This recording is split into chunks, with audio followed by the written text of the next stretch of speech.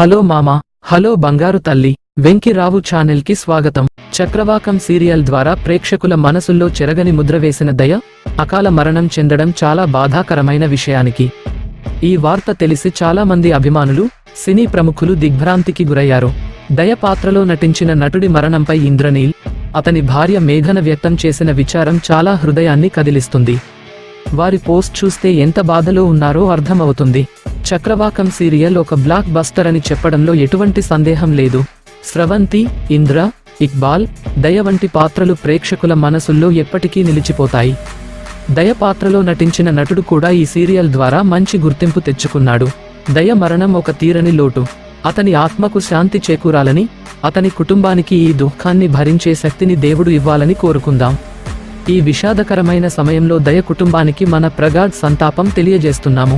ఈ వీడియో నచ్చిందా? అయితే లైక్, షేర్, సబ్స్క్రైబ్ మర్చిపోకండి.